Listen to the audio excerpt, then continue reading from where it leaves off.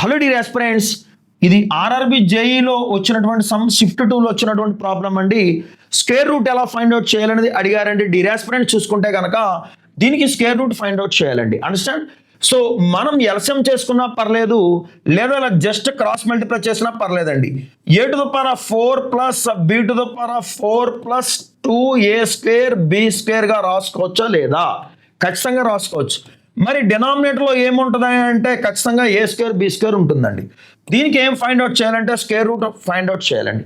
డిరాస్మెంట్ చూసుకుంటే a plus b whole square formula ఏంటంటే a square plus b square plus 2ab రాసుకోవచ్చు, లేదంటే కనుక a square plus 2ab plus b స్క్వేర్గా రాసుకోవచ్చు అండి. అండర్స్టాండ్? సో చూసుకుంటే కనుక డిరాస్మెంట్ చూసుకుంటే a to the power of 4 plus b to the power of 4 plus 2a square b square యొక్క రూట్ ఎంతంటే చూడండి a square plus b square whole స్క్వేర్గా రాసుకోవచ్చు అండి. అండర్స్టాండ్? డినామినేటర్లో ఏం రాసుకోవచ్చు అంటే ఏ స్క్వేర్ ఇంటూ బి స్క్వేర్గా రాసుకోవచ్చు అండి. అండర్స్టాండ్? సో ఈ స్క్వేర్కి ఈ రూట్కి ఈ స్క్వేర్కి ఈ రూట్కి క్యాన్సిలేషన్ అయితే ఏముంటుందయ్యా అంటే a square plus b square ఉంటుందండి. సో ఈ యొక్క ఏ స్క్వేర్ అండ్ బి స్క్వేర్కి ఏముంటుందంటే డినామినేటర్లో జస్ట్ ఏబి మాత్రమే ఉంటుందండి. టర్మ్స్ పోతాయి. ఓకేనండి? స్క్వేర్ టర్మ్స్కి రూట్ టర్మ్స్కి పోతున్నాయండి.